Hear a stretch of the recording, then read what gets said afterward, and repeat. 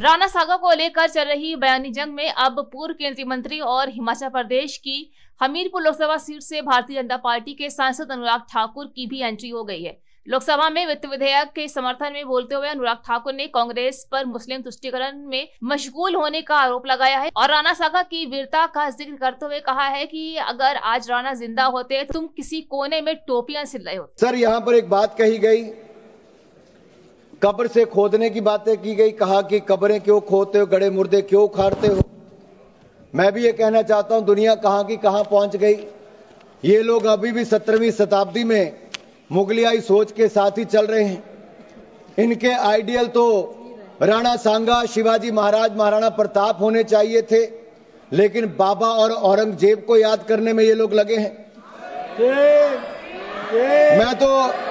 मैं तो इसमें एक बात कहूंगा, जो दरिंदा खा गया अपना पूरा परिवार, फक्र से आज शरियाए दीवानों को मोहब्बत है उसकी कब्र से। और जिसने जाजिया टैक्स लगाने का काम किया था, आज उसको ये लोग याद करते हैं। जिसने धर्म के नाम पर हिंदुओं पर टैक्स लगाने का काम किया था, आज उसकी कब्र को याद करने का काम ये करते हैं। आप फाइनेंस बिल पे और यही नहीं, इसके अलावा याद करिए इंदिरा गांधी जी का समय 93.5% 93.5% टैक्स लगाने का काम, आप फाइनेंस पे 93.5% टैक्स लगाने का काम इंदिरा गांधी जी ने किया था।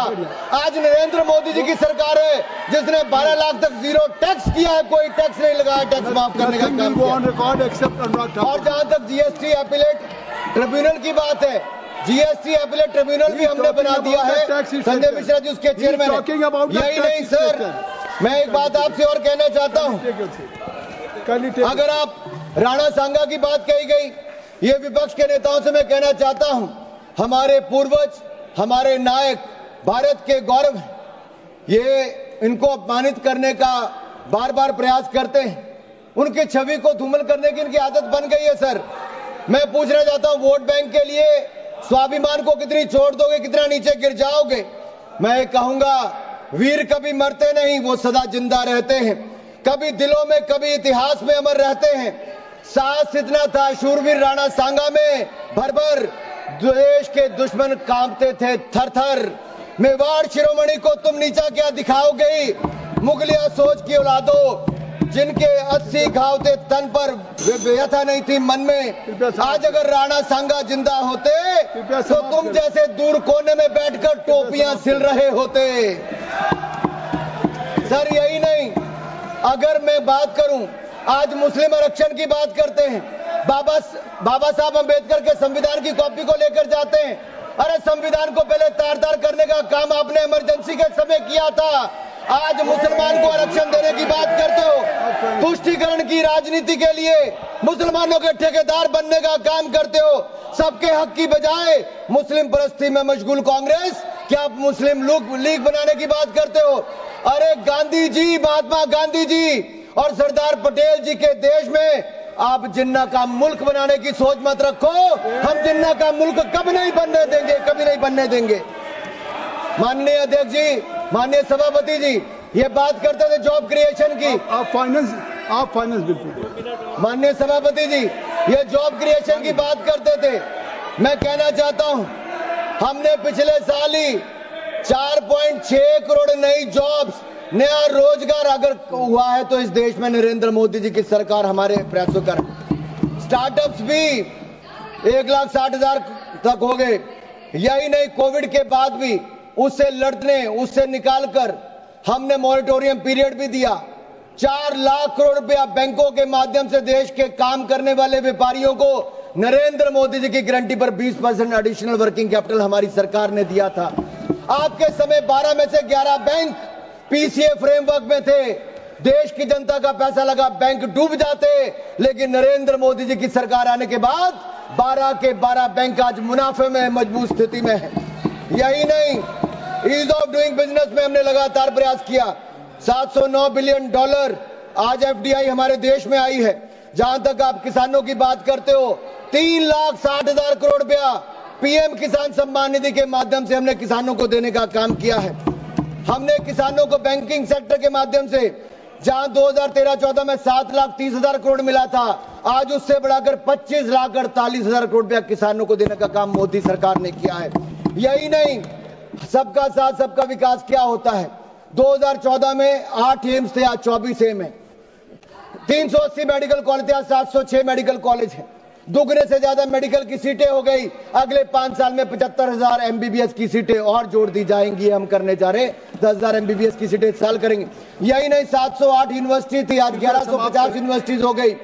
96,000 किलोमीटर नेशनल हाईवे थे, आज 1,60,000 किलोमीटर हो गए। 74 एयरपोर्ट थे, आज 160। समाप्त करें मेरे सर 5 मिनट और बचे सर मेरे अभी। नहीं। सर मेरा 5:34 तक समय सर मेरा। आप नहीं सर यही नहीं सर, ट्रिपल IT सर 9 से बढ़कर 25 हो गए। और सर हमने इसमें भी प्रावधान किया है कि अब IIT में 5 IIT में 6500 सीटों को और बढ़ाने का काम हम इसी साल इसी बजट में करने का प्रावधान कर रहे हैं सर। यही नहीं सर, हमने जो जन औषधि केंद्र है, आपके समय मात्र 80 जन औषधि केंद्र थे, आज 15,000 जन औषधि केंद्र हो गए। और PM जन आरोग्य योजना के माध्यम से भी आज करोड़ों रुपए बचाने का काम आम जनमानस का हुआ है। सस्ती दवाई देने का काम भी, मुफ्त इलाज करवाने का काम भी आज आयुष्मान भारत के अंदर हुआ तो नरेंद्र मोदी की सरकार के कारण हुआ है। यही नहीं sir, production link incentive scheme हमने निर्भरता, चाहे इलेक्ट्रॉनिक गुड्स हो या फार्मास्यूटिकल की बात हो। सर आप इसमें देखिए, आज से 7 साल पहले देश में मोबाइल फोन बाहर से आता था, लेकिन PLI स्कीम आने के बाद आज 1500 करोड़ रुपए का एक्सपोर्ट नहीं, 1.5 लाख करोड़ रुपया निर्यात हमने मोबाइल फोन का किया है। और अब तो सेमीकंडक्टर चिप्स यहां पे बननी शुरू हो जाएंगी। दुनिया का कोई देश ऐसा नहीं होगा जहां पर आने वाले समय में सेमीकंडक्टर और चिप्स भारत की नहीं होगी, मेक इन इंडिया का बना हुआ जाएगा। यही नहीं सर, असम में भी दिलीप भाई ने यहां पे बैठे हैं, साइकिया जी, इन्होंने कहा। यही नहीं सर, भ्रष्टाचार और निकम्मेपन के कारण आपकी सरकारों के समय अर्थव्यवस्था जरा नीचे जा रही थी, लेकिन आज हम पारदर्शिता भी लाए, जवाबदेही भी लेकर आए हैं। विकास पारदर्शिता के कारण हम दिखवा लेंगे, समावेशी विकास की ओर हम देश को आगे लेके जा रहे हैं। सर यही नहीं, मैं आपसे 2-3 बातें और कहना चाहता हूं। अब समाप्त करें। आज हम प्रधानमंत्री नरेंद्र मोदी जी के नेतृत्व में कह सकते हैं, भारत भविष्य का इंतजार नहीं करेगा, बल्कि भविष्य भारत का इंतजार कर रहा होगा। सर मैं ये कहूंगा, आज हम सब लोग सत्ता पक्ष के हों विपक्ष के हों, इस वित्त विधेयक को पूरे विश्वास, पूरी प्रतिबद्धता और पूरे विश्वास के साथ, धन्यवाद, विकसित भारत, सुरक्षित भारत, समृद्ध भारत, संपन्न भारत बनाने की ओर आगे लेकर जाएं। हम सब इकट्ठे मिलकर एक ऐसा भारत बनाएं। ऐसा ही मेरा आप सबसे निवेदन रहेगा। इस ऐतिहासिक फाइनेंस बिल के लिए मैं वित्त मंत्री निर्मला सीतारमण जी का बहुत बहुत आभार प्रकट करता हूं। और नरेंद्र मोदी जी से इतना ही कहूंगा कि हमें आपके नेतृत्व में पूरा विश्वास है और आपके नेतृत्व में ये देश लगातार आगे बढ़ता जाएगा। हम सब मिलकर 2047 से पहले विकसित भारत बनाएंगे। We will not sit till we make India viksit. धन्यवाद सर, जय हिंद।